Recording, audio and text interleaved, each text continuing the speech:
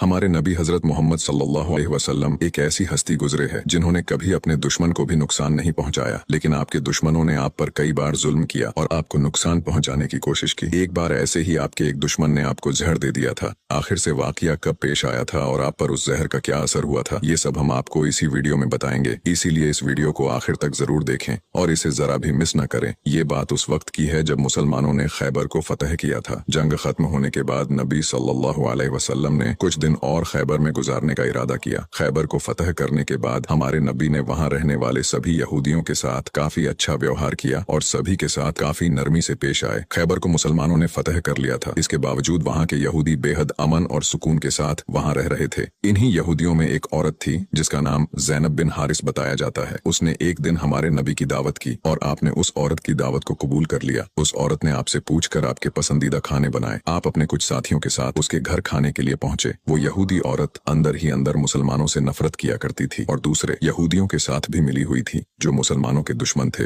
उस औरत ने खाने में पेश होने वाले बकरी के गोश्त में जहर मिला दिया था। जब जहर से भरे उस गोश्त को आपके सामने पेश किया गया और आपने खाने के लिए एक निवाला उठाया और अपने मुंह में रखा तो आप समझ गए कि इसमें जहर मिला हुआ है। आपने तुरंत अपने साथियों को खाना खाने से रोक दिया और कहा कि इसमें जहर मिला हुआ है, लेकिन अफसोस कि आपके कुछ साथी उस वक्त तक कुछ गोश्त खा चुके थे जिसकी वजह से उनकी शहादत हो गई। कहा जाता है कि जहर के बारे में हमारे नबी को उस जहर की बोटी ने ही खबरदार किया था। इस वाक़े के बाद उस औरत के साथ साथ उसके सभी साथियों से पूछताछ की गई तो उन्होंने न सिर्फ अपना गुनाह कबूल किया बल्कि ये भी कहा कि हमने आपके साथ ये इसलिए किया क्योंकि हम ये देखना चाहते थे कि आप अल्लाह के सच्चे नबी हैं या नहीं। अगर आप अल्लाह के सच्चे नबी हैं तो इस जहर का आप पर असर नहीं होगा और अगर आप अल्लाह के नबी नहीं हैं तो हमें आपसे छुटकारा मिलेगा। ये बात तो सब जानते हैं कि हमारे नबी ने कभी किसी से बदला नहीं लिया, जबकि आप पर कई बार बहुत जुल्म किया गया जिसके बारे में कोई सोच भी नहीं सकता। लेकिन जब उस जहर की वजह से आपके सहाबा की शहादत हुई थी तो कानून के मुताबिक उस औरत को भी कत्ल कर दिया गया। लेकिन कुछ रिवायतों में आता है कि उस औरत ने खुदकुशी कर ली थी। वही कुछ रिवायतों में कहा जाता है कि उस औरत को माफ कर दिया गया था। इस बारे में कई मुफस्सरीन अपनी अलग अलग राय रखते हैं। एक हदीस में हजरत आयशा फरमाती है कि जब नबी सल्लल्लाहु अलैहि वसल्लम की जिंदगी के आखिरी दिन चल रहे थे और आप बीमार रहा करते थे, उस समय आप कहा करते थे कि खैबर में जो मैंने जहर से मिले हुए गोश्त का टुकड़ा खाया था उसका दर्द मैं आज भी महसूस कर सकता हूँ। ये बात कई किताबों से साबित है कि उस जहर का असर हमारे नबी के आखिरी दिनों में देखा गया था और इसी जहर के असर ने आपकी वफात में एक अहम किरदार अदा दिया था।